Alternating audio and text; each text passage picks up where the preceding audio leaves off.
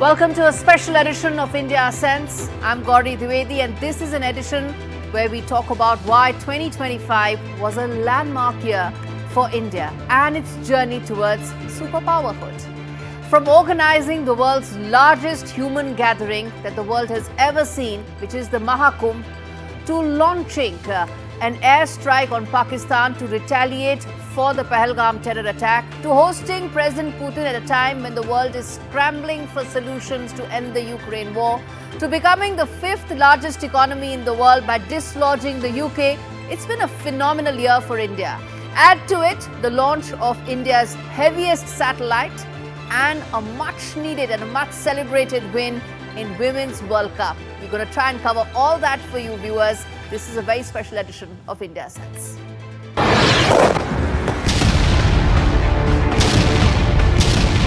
सैकड़ों किलोमीटर दुश्मन की धरती पर घुस करके मिट्टी में मिला दिया. Now, this was a year when India avenged the tragic terror attack with a deadly military assault on Pakistan that left most of its air bases in complete ruins. In Pahalgam, 26 Indians were killed, 25 of whom were butchered for being a Hindu. It was a genocide, and India responded to it in the strongest terms. It launched Operation Sindoor, avenged the Pahalgam terror attack. 2025 was a year when India set a new doctrine, drew a red line, declared that any act of terror is an act of war. India also dispatched its parliamentarians around the world to name and shame Pakistan, the world's biggest terror factory. So what all did we manage to do in those 4 days? Tell Pakistan not to mess with us ever again? This report has those answers. The year 2025 witnessed a 4-day conflict between two nuclear neighbors as India avenged the Pak-perpetrated Pahalgam terror attack. In 4 days, India destroyed multiple Pakistani military bases, destroyed 9 major terror launch pads in Pakistan and Pakistan-occupied Kashmir. The message was clear. India established its air superiority over Pakistan and crippled its air assets and ended the war after its military objectives were achieved. India's bold and precise attacks restored the rightful place of offensive air action in the national consciousness. Our robust air defense architecture and offensive employment of long-range surface-to-air missile systems limited the adversary's freedom to operate and ensured safety of our vital assets. जब जब Pakistan air force ने हमारे airfields और logistic installations में 9 और 10 मई की रात को लगातार हमले किए, वो इस मजबूत एयर डिफेंस ग्रिड के सामने विफल हो गए. But it didn't end there. India launched a global outreach campaign to name and shame Pakistan, the fountainhead of global terror. India sent 7 delegations comprising of 50 parliamentarians to 33 countries. A bipartisan exercise to send India's message to all global capitals that New Delhi's military response was the result of Pak-sponsored terrorist attack which identified Hindus and shot them in cold blood. The global campaign aimed to isolate Pakistan at all avenues, from FATF to the UN, and ensure Pakistan's terror financing lines are completely choked. Operation Sindoor brought to fore India's long-standing challenge regarding the Pakistan-China collusion. From intelligence to specific military inputs, Pakistan relied on China, was aided by Turkey and Azerbaijan, the two-front war for which New Delhi has long been prepared for. The success of Operation Sindoor also brought to fore India's sustained investment and focus on indigenous defence manufacturing. In fact, indigenous defence production hit a record 1.27 lakh crore rupees. Exports, defence export, clocked upwards of 23,000 crore rupees. Well, nothing tells this better than the export of the BrahMos missile to Philippines, Vietnam, Indonesia, and 2026 looks at bringing all those countries a lot more from India. Now, it's unusual for a bilateral relationship to witness so many seesaws in just a single year. But 2025 was one such year for the India-US bilateral relationship. And now this is a very consequential bilateral partnership, viewers. Everything from closer ties from technology to trade, all of it gets packed in this relationship. So 2025 actually started, this year started with the Prime Minister meeting President Trump just 3 weeks into his presidential tenure. And India, in fact, was the early mover to close a trade pact. Listen in. मागा plus मीगा तब बन जाता है mega partnership for prosperity. हम दोनों का मिलने का मतलब 1+1 2 नहीं, 1 और 1 11 होता है। He's doing a great job in India. Everybody talks about it. He's doing a really fantastic job. A great leader. मैं समझता हूं पूरी दुनिया में डील शब्द का कॉपीराइट एक ही व्यक्ति का है और उस व्यक्ति का नाम है Trump. But the bonhomie in the Oval Office soon made for some sharp attacks. Why? Because India's denials to President Trump's desire and his repeated assertions to take credit for ending the India-Pakistan conflict had an impact. It had an impact on the partnership, even as the Prime Minister made India's position clear on the floor of Parliament. So this year saw the worst of racial attacks leveled by the senior-most members of Donald Trump's administration, officials who went to great lengths to, in fact, demean India by coming out with statements, everything from India being the Maharaja of tariffs to India being Kremlin's laundromat to Brahmins profiteering from cheap Russian oil. It just kept going. It then also went that it called Ukraine conflict Modi's war. That's what it said. And it also went on to say, these members of the Trump administration, that India doesn't care about Ukrainians being killed. Listen in to what Peter Navarro actually said when he mentioned some of these choicest of expletives being used for its most valued partner, India. Prior to the invasion of Ukraine in February 2022, India bought virtually no Russian oil. I mean, it was like 1% of their needs. So the argument somehow now, as the percentage has gone up to like 30 and 35%, they don't need the oil. It's a refining profiteering scheme. It's a laundromat for the Kremlin. That's the reality.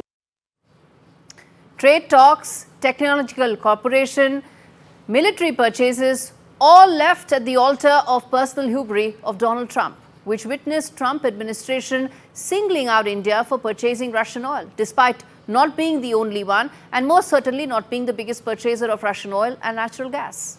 This was a year, viewers, when India stood its ground, telling both the world and Donald Trump that hypocrisy will be called out, and India will do so at every forum. As energy security remained and continues to do so, it remains a key consideration for our foreign policy goals and objectives. Strategic autonomy are not just big buzzwords.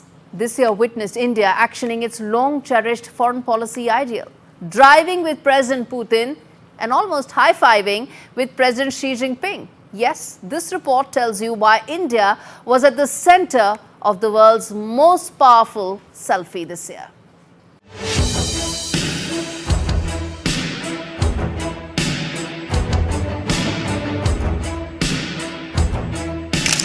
The world's most powerful selfie, sending a message to the world's most powerful man, US President Donald Trump. After weeks of disparaging comments and racist attacks from the Trump administration, India responded. The leaders of India, Russia and China met at the sidelines of the SCO summit in Tianjin in China in September 2025. The show of unity meant India will not be pushed into a corner and it has options. SCO को लेकर भारत की सोच और नीति 3 मुख्य स्तंभों पर आधारित है। SCO, S security, C connectivity, O opportunity. Months later, New Delhi rolled out the red carpet for President Putin, and as the two leaders rode together, the optics were clear. India decided its own foreign policy on its own terms and will not be bowed down by any external pressure. Excellency, मैं मानता हूं कि ये जो 2001 में आपने जो भूमिका अदा की, एक विजनरी लीडर कैसे सोचता है, कहां से शुरू करता है और संबंधों को कहां तक पहुंचा सकता है, इसका एक उत्तम उदाहरण भारत रशिया के संबंध है. India's purchase of Russian oil, its deep defense and economic bilateral ties with Russia have been called out by Western capitals. They all wanted India to take a side. As the world's third largest importer of energy, for New Delhi there was only one side, one of national interest. As President Putin chose India for his first foreign visit, hours after meeting Trump's envoys for yet another round of unsuccessful peace talks, it was clear that the road to peace went not via Brussels or Berlin, but possibly via New Delhi. 2025 witnessed India perfecting the fine balance of negotiating with global powers on its own terms, keeping its interest and its sovereign interest at the very center.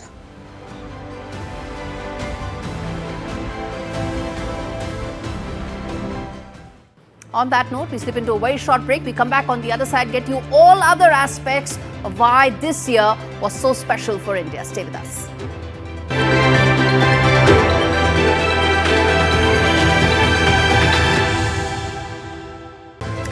One of the most powerful optics this year was all global tech CEOs making a beeline for India, one of the world's key economic engines powering the global economy, growing at a world-beating 8% plus. From trade pacts to massive investments by tech giants, India is now at the center of the next big economic wave. And this report tells you why it will lift all boats around the world.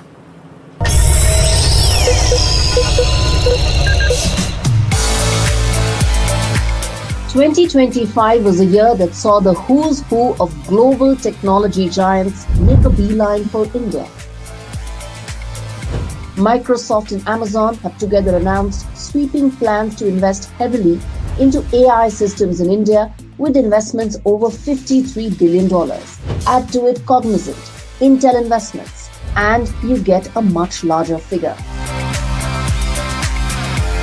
To streamline and grow the semiconductor ecosystem in India, all global tech giants are betting on India. By its scale, thriving tech landscape, India will be the leader for the artificial intelligence adoption. Finding ways to harmonize multiple regulations for infrastructure development will be a key priority. AI is reshaping our polity, our economy, our security, and even our society. But it's not just tech. As the world's fastest growing economy, India is now a rising boat that is lifting others, particularly those in the developed world that are witnessing sub 2% growth rates. Tapping into the potential that India has to offer, 2025 saw the UK Prime Minister bring the largest trade delegation to India, followed by the EU delegation that comprised all the commissioners. Global growth stands at 3.2%. The Indian economy clocked 8.2% in the last quarter. This came in despite an unjustified 50% tariff hike by US on Indian goods and a weakening rupee. 2026 could see a trade pact with the US, which will unleash a new wave of investments. India is the big economic engine that the world is now relying more and more on.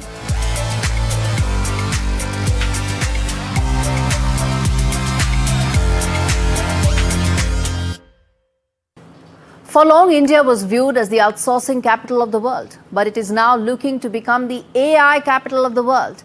India will host the AI Action Summit early next year, as it looks to become the perfect bridge between the capitalist-led American model and the state-led, almost surveillance-focused Chinese model. And that bridge is what is going to define AI for around the world.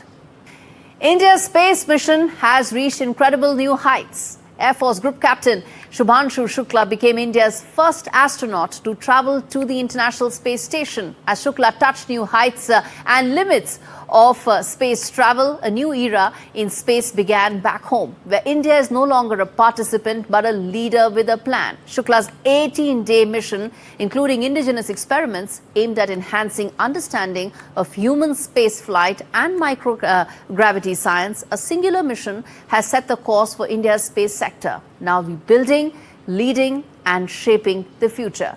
Through missions that are both low cost as well as high impact, India has already announced 1,000 crore rupee investments into its space program, earmarked specifically for venture fund to space startups. India's space startup scene has in fact exploded, growing from just one in 2014 to now over 400 11 years later, building everything from launch vehicles to lunar rovers, from not just for India but for the world. Meanwhile, ISRO aims bigger, bolder as it readies its heavy lift rocket to launch a 6.1-ton class communications satellite into low Earth orbit. So when Shukla said with pride, "Sare jahan se acha," India took it as a challenge. Listen in. अब जैसे मेरी ये यात्रा ख़त्म होने वाली है,